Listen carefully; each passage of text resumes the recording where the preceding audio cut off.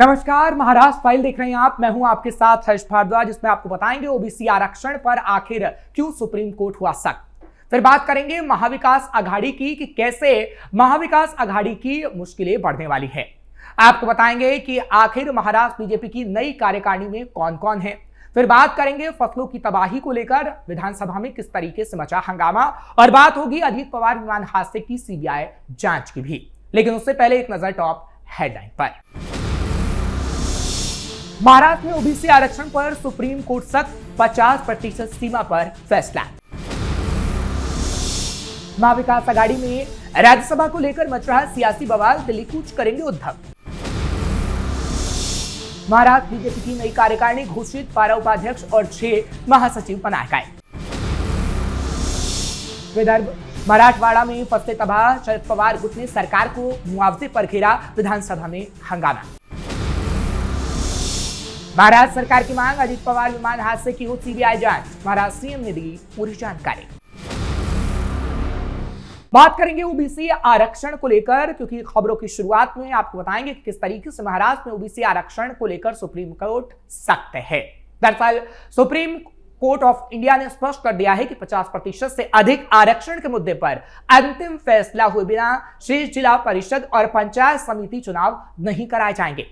अदालत के इस रुख के बाद राज्य की 22 जिला परिषदों और उनसे जुड़ी पंचायत समितियों के चुनाव एक बार फिर टल गए हैं।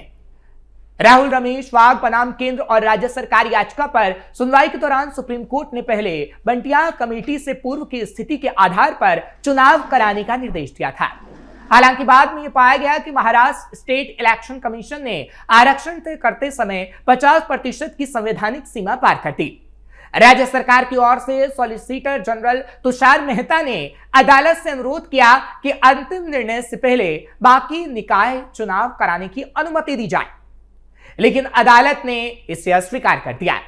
सुनवाई के दौरान मुख्य न्यायाधीश सूर्यकांत ने कहा कि जहां अंतरिम आदेशों का पर्याप्त पालन हो चुका है, वहां 50% से अधिक आरक्षण की वैधता पर अंतिम निर्णय जरूरी है। अदालत ने कहा कि बार बार चुनाव की अनुमति देकर इस मुद्दे को लंबित नहीं रखा जा सकता। अदालत ने कहा कि बार बार चुनाव की अनुमति देकर इस मुद्दे को लंबित नहीं रखा जा सकता।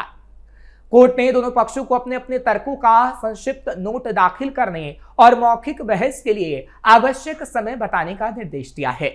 सुप्रीम कोर्ट ने संकेत दिया है कि ओबीसी के लिए राजनीतिक आरक्षण के मुद्दे पर जल्द ही अंतिम सुनवाई शुरू की जाएगी। मामले से जुड़े सभी पक्षों को दस्तावेज और तैयारी पूरी करने के निर्देश दिए गए हैं। आपको बता दें कि 12 जिला परिषदों और 125 पंचायत समितियों में चुनाव प्रक्रिया पूरी हो चुकी है। 22 जिला परिषदों और उनसे संबंधित पंचायत समितियों के चुनाव फिलहाल रुके हुए हैं। राज्य में ओबीसी आरक्षण का मुद्दा लंबे समय से राजनीतिक बहस का केंद्र रहा है।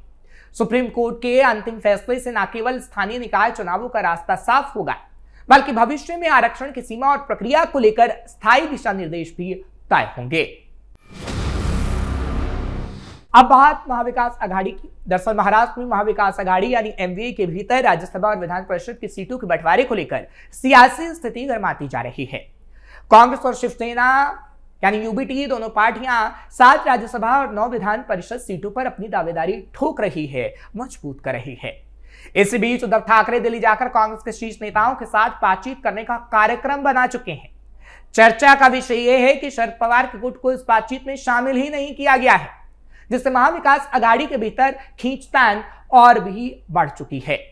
राज्यसभा चुनाव को लेकर एमवीए के भीतर गहरा मंथन चल रहा है। 16 मार्च को होने वाले मतदान में देश भर में 7 सीटों पर चुनाव होना है, जहां जीत के लिए 36 वोटों का कोटा तय किया गया है। महाविकास आघाड़ी के पास लगभग 50 विधायक हैं, इसलिए एक सीट जीतना आसान माना जा रहा है।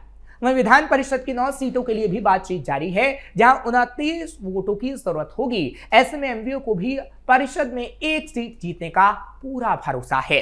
राज्यसभा की 7 सीटों में से एक फिलहाल शरद पवार के पास है। हालांकि उनके दोबारा उच्च सदन में जाने की स्थिति अभी साफ नहीं है। दूसरी ओर उद्धव ठाकरे की पार्टी प्रियंका चतुर्वेदी को फिर से राज्यसभा भेजने की योजना बना रही है।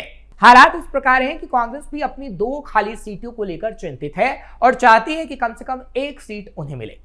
यह स्थिति महाविकास आघाड़ी में कई तरह की जटिलताओं को जन्म दे रही है, जिससे सभी दलों के बीच आपस में सियासी टकराव की संभावनाएं बढ़ गई हैं। एमवीए में सीट बंटवारे को लेकर चर्चा अब बढ़ चुकी है। उद्धव ठाकरे का दिल्ली दौरा इस बात को और भी प्रमाणित करता है कि वो अपनी पार्टी के लिए ज्यादा से ज्यादा लाभ सुनिश्चित करना चाहते हैं। वहीं शरद पवार के गुट की अनदेखी ने गठबंधन के भीतर असहमति को जन्म दे दिया है। अब देखना होगा कि आने वाले दिनों में राजनीतिक समीकरण और कैसे बदलते हैं और क्या उद्धव ठाकरे अपनी बातचीत से किसी समाधान की ओर बढ़ते हैं या फिर नहीं।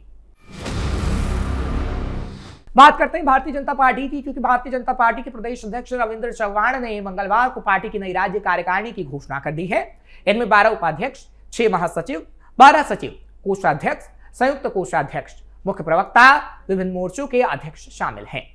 बीजेपी प्रदेश अध्यक्ष रविंद्र चव्हाण ने मंगलवार को मुंबई स्थित प्रदेश कार्यालय में आयोजित पत्रकार वार्ता में कहा है कि प्रधानमंत्री नरेंद्र मोदी, केंद्रीय गृह मंत्री अमित शाह और मुख्यमंत्री देवेंद्र फडणवीस के नेतृत्व में राष्ट्रीय अध्यक्ष नितिन नवीन, केंद्रीय संगठन मंत्री बीएल संतोष, सह संगठन मंत्री शिव प्रकाश के मार्गदर्शन में और सभी बड़े नेताओं की बातचीत के बाद महाराष्ट्र बीजेपी की नई कार्यकारिणी की घोषणा की गई है। चव्हाण की तरफ से कहा गया है कि लगातार हो रहे चुनावों की वजह से नई कार्यकारिणी की घोषणा में देरी हुई है। नई कार्यकारिणी बीजेपी की विचारधारा को ध्यान में रखकर की गई है। नई कार्यकारिणी में अतुल कालसेकर, भारती पवार, संजय कोड़गे, संजय भेंडे, रामदास तणस, केशव उपाध्याय, प्रवीण पोटे, गोपीचंद पडळकर, चैतन्य बापू देशमुख, प्रिया शिंदे, सुजय विखे पाटिल, अर्चना पाटिल चाकुरकर को बीजेपी प्रदेश उपाध्यक्ष बनाया गया है। वहीं निरंजन डावखरे, योगेश सागर, संजय कूटे, माधवी नाइक, राजेश पांडे, सुनील राणे को प्रदेश महासचिव पद नियुक्त किया गया है। नवनाथ मान को बीजेपी प्रदेश मुख्य प्रवक्ता बनाया गया। वहीं रविंद्र चव्हाण ने कहा कि पुराने और नए निष्ठावान कार्यकर्ताओं को पदाधिकारी नियुक्त किया गया है और ये सभी लोग पार्टी की विचारधारा के अनुरूप काम करेंगे। इस अवसर पर प्रदेश महासचिव राजेश पांडे, राज्य मुख्यालय प्रभारी रविंद्र अनासपुरे, मीडिया विभाग प्रमुख नवनाथ आदि मौजूद रहे, यानी अन्य लोगों की उपस्थिति रही है। अब बात करते हैं किसानों की, क्योंकि महाराष्ट्र में कई जिलों में बिना मौसम बरसात के चलते किसानों को काफी नुकसान हुआ है। इधर मराठवाड़ा में किसानों की खड़ी फसलें तबाह हो गई। इस बीच शरद पवार गुट ने मुआवजे को लेकर सरकार को घेरा।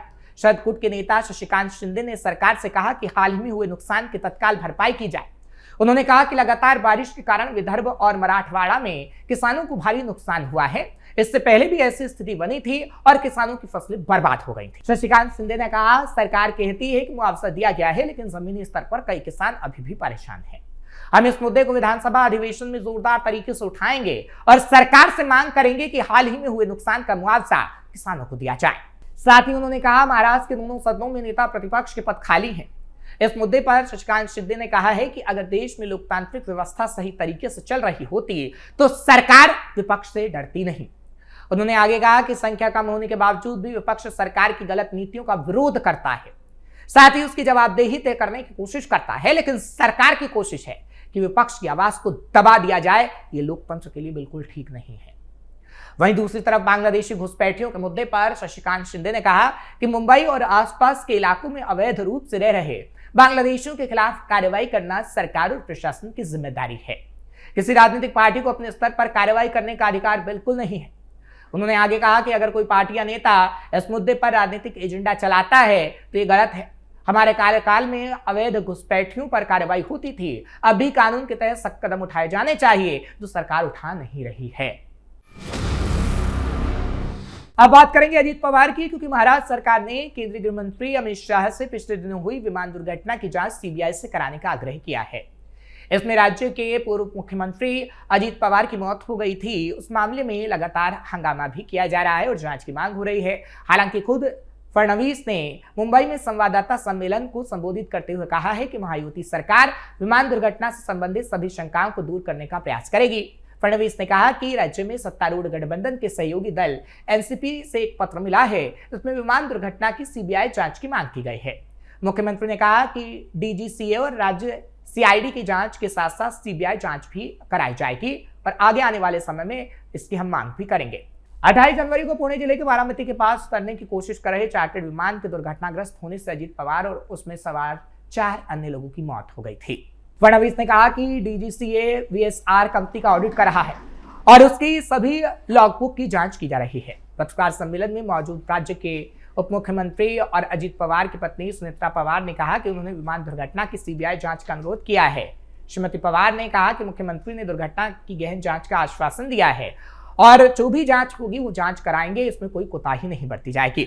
हालांकि शरद गुट के नेता रोहित पवार लगातार सीबीआई जांच की मांग कर रहे हैं और पत्र तो सौंपा ही गया था, लेकिन लगातार वो सवाल भी उठा रहे हैं और उनकी तरफ से ये कहा जा रहा है कि लगातार ऐसे सवाल उठ रहे हैं जो संदेह को गहरा रहे हैं, लेकिन सरकार जांच कराने से कतरा रही है और ये जांच जल्द से जल्द होनी चाहिए। फिलहाल महाराष्ट्र फाइल में आज के लिए बस इतना ही। महाराष्ट्र फाइल में ये खबरें आपको कैसी लगी कमेंट सेक्शन में जरूर बताएं। खबर को लाइक शेयर करें, कैपिटल टीवी को सब्सक्राइब करना मत भूलेगा। कल फिर महाराष्ट्र फाइल लेकर आपके सामने हाजिर होंगे। मुझे इजाजत दीजिए, नमस्कार।